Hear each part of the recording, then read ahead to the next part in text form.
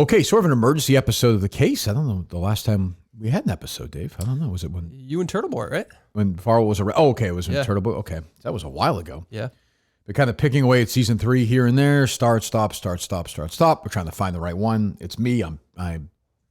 I'll dive into something and then get cold feet or get not. Can't quite see a path, and then I get kind of and I see something else. So we're looking. Trust me, I tell you, we're always looking. But the Boston Globe yesterday, a newspaper I have my issues with. I'm not a fan of, but I think Laura Cromaldi's done a good job on this Sandra Birchmore story for sure. And she had it yesterday with Gordon Russell and Yvonne Abraham. Yesterday, June 12th in the afternoon. 2 sources, I think, is that right? Correct. With knowledge of the case, say that Matthew Farwell is not the father of Sandra Birchmore's unborn baby. DNA shows.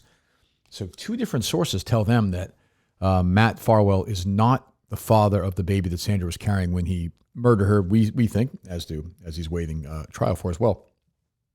I have a couple of thoughts on that. Number one, I guess I was surprised for sure, and surprised that I didn't. Not that I never thought it was a possibility, but I was just locked in on the murder and the idea that Matt Farwell obviously thought that baby was his. Oh yes, and there's a reason why he thought the baby was his. He was still having sex with Sandra, I think, up until text showed 10 days before. Correct. So he thought he was guilty. That's why he went to her apartment and killed her when she was pregnant. He thought it was his baby. She was telling everyone it was his baby. Everyone, as we know.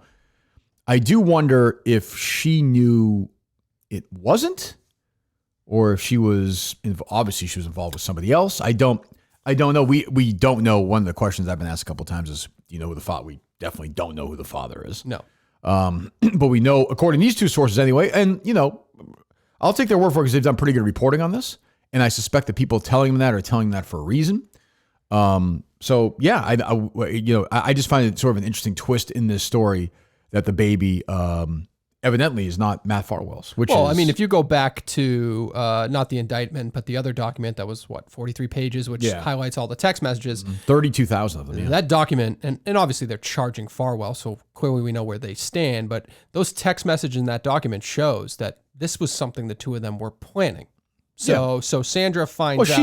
It was basically do this and I'll be out of your life. On the heels of him and his wife having their child, she then says, okay, I want to have a baby, and starts planning it out with him through text messages. Yep. And you remember some of those text messages, he was frustrated with her at how often, because probably in his head he's saying, fine, because I want to stay with her on the side. But he's saying, I don't want to continually try because I don't really want this. Right. But I'll make her think I do. Because he kept fighting it. He was like, oh, you said we're only going to try once a month. One of the texts was, you're the worst person in the world. Right. Stuff like that, back and forth. Yeah. It's almost like, yes. And the real sticking point, if you remember, was the birth certificate. Yep. She wanted his name on the birth certificate. He said no. And so when I saw some people say to me yesterday, it's crazy, he killed her. And it wasn't even this, he killed her for no reason. Well, sure, but he was also, grooming her, had sex with her when she was 15, and was still in a relationship with her while he was married with a new kid. Like, she was in his life, whether it was her kid or his kid or not, for those next 9 months, that was not going to go away. Yeah, and from his perspective, he had a reason, because he had a motive. Whether, to your point, whether he knew she had other partners at that specific time or not, but in the text message, it shows that he basically acknowledges that this is likely his. Yeah, well, right? I mean, but he had no reason to think it wasn't. They had been having sex. They'd been trying up until 10 days before, like the text message said, it hadn't stopped. And the way they were communicating back and forth, obviously there's a reason why he did this, and he thought the baby was his. From a trial perspective, look, we don't know anything, but I've read and talked to a couple of people, and they think this will have minimal impact on the trial. Probably, I guess, a slight win for Farwell, I guess. Maybe, I don't know, but the motive is still there. Right. Like, he was duped, or, I shouldn't even say it. I don't even know. Maybe Sandra was obviously with somebody else, but maybe she thought it was Farwell's kid. I don't know. We'll never know that. Yep. But I will say this, they scrubbed through their phones, through Sandra's phones. I didn't see a history of her texting anybody else about this stuff, or in a sexual relationship with somebody else. So I don't know. I don't know. I don't know if it was somebody else in the apartment. I don't know if it's somebody else that we know. If it's somebody random, there's somebody we tried to get in touch with that she was in a relationship with. We weren't able to do that. So, I don't know, but I thought it was worth bringing up. I think because we spent so much time in the series to find out that Matt's not the father, according to these sources again, of Sandra's baby, is noteworthy, though from a trial perspective and a perspective of did he do it or not do it. Well, that doesn't change my mind at all. It's crazy. He thought she was pregnant with his kid. He went in the apartment. He killed her. He left. Yeah. Yeah. So, and those text messages showcase, like, as he was getting closer, obviously, to the birth of, I believe, his son with his wife, he originally was not friendly towards Sandra. Everything was, we need to talk about this in person. He was standoffish. He was everything in the book. And then all of a sudden, just a couple days before she was killed, then he turns nice. And what was it? She starts telling his friends, I had a really good experience with the father. She worded it this way, with the father of the baby today. And everyone was in shock and still saying, yes, but you've been threatened and hurt and harmed. You should get away. And she said, no, this is this is progress. This is a good thing. And clearly we know what happened after that. Right. And then multiple people told the FBI when they were interviewed that he was so mad that was his motive. So, we know that's the motive, but it is a interesting twist just from a storytelling perspective. Like when you sent me the text yesterday, I was like, I just hadn't crossed my mind. Well, we've been sitting here talking, like, when is Matt Farwell going to be in court again? And when is progress going to happen with that case? Because delay after delay after delay. And now something like this comes out and you kind of start to realize, like, sure, both sides have a crazy amount of documents that they're piling through that they have to get right before they're going to enter the courtroom. But also on the flip side, they have information like this that clearly, they're going to wait it out. Yeah, like I said, it doesn't change my mind at all. I find it interesting. And maybe from a storytelling perspective too, like maybe we should have looked into it like we assumed as well. Right. That's a lesson learned. Like, it didn't matter. I suppose if it had mattered for the motive, I would have looked at it differently. Yeah.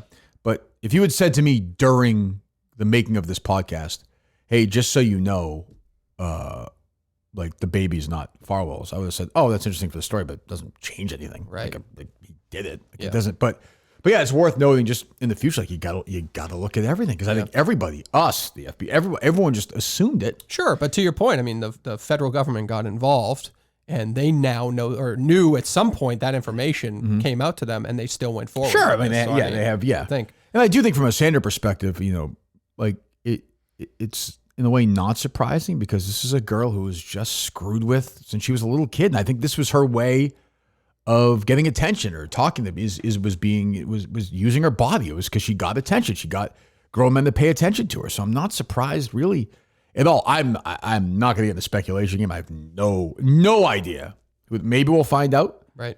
But I will say this: if I'm on the Farwell defense team, I do my best to find out who it is and then see if there's any case you can make against this person. I doubt it, but you got to try, right? Right. And you have to. It doesn't change the fact Farwell walked into the apartment complex, walked out a half hour later, and she was never heard from again.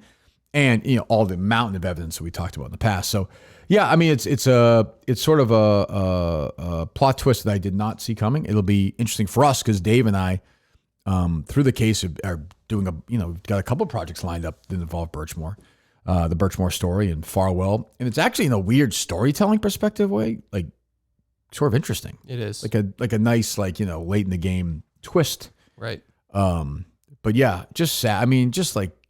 Yeah, and you just forget about her, and it's like sometimes because you get lost in the story and Farwell, and it's not different than Karen Reed, where like you don't spend much time on the person who died. Yep. Like now it's kind of Farwell this, Farwell that. Who's the dad? Who did this? Who is she with? And it's like, well, there's just a girl who's all by herself, and she was just lonely, and she was screwed with since she was a little kid, and these pigs are messing with her when she's 14, 15 years old. Yeah, that's actually a great point, is that, we're focused on, Farwell wasn't the father of the child. We're losing sight of her. And then you contrast that with the fact that a guy like... a dead baby, by the way. Right. And then you contrast that with the fact of like a guy like Robert Devine, you want him to stay in the news, and here they are shielding his hearings from the public interest, but that's what we should be focused on. He's saying he wants a public now too. So all these, I agree. It's weird. There's this rush still to defend as opposed to making it as open a process as possible. I don't know why in America this stuff isn't open. I don't know why Robert Devine stuff. Why are we seeing this? If I ask somebody who thinks it shouldn't be seen. Why would they tell me it shouldn't be seen? Especially when literally the department, what is it, post, whatever that stands for, post, police officer stands, whatever. Right. It was, the purpose of it is for police transparency. For stuff like this. Yes. Yeah, I mean, this is the textbook definition. So yeah, so we're kind of just still sort of in the weeds on this one, and and we're waiting for a trial. I mean, I've always been of the belief it wouldn't get to trial, but I guess it will now. Yeah. I don't know. We have no idea when that's going to be. Yeah, it's interesting to see. You brought it up. Like, I don't necessarily know who's leaking this information and why the public's knowledge of it helps their case at the time. For somebody who just is reading the paper or seeing it on the news and not thinking, just kind of quickly looking at it, it makes her look bad, which is not true. Right. And it kind of makes it casts a little bit of cloud if you want to. Not for me, but so who benefits from this story coming out?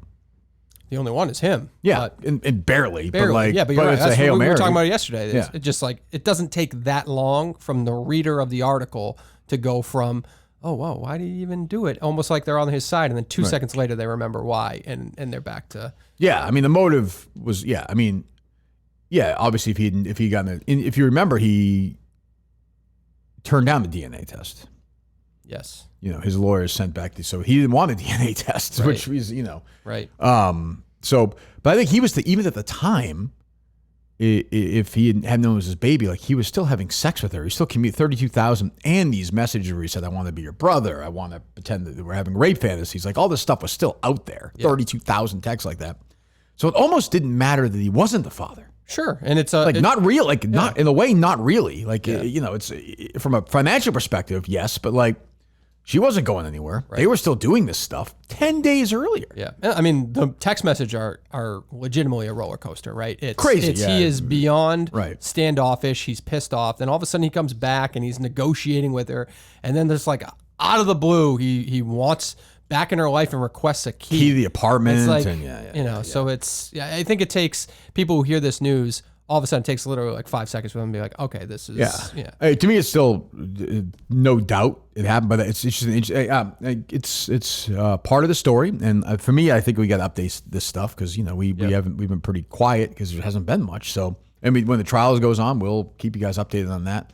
And on the case page here, we're going to kind of try and be a little more active just with stuff. If there's something I want to talk about for a half hour, if there's a story that interests me, we'll do it before we lock in completely on season 3. We're working on that. So is there anything else from the story that jumps out or no? No, I don't think so. I'm interested just from we still talk to a lot of the people that we talked to that were involved in this case. Mm-hmm. I know people from the federal government side that we kind of had some conversations with.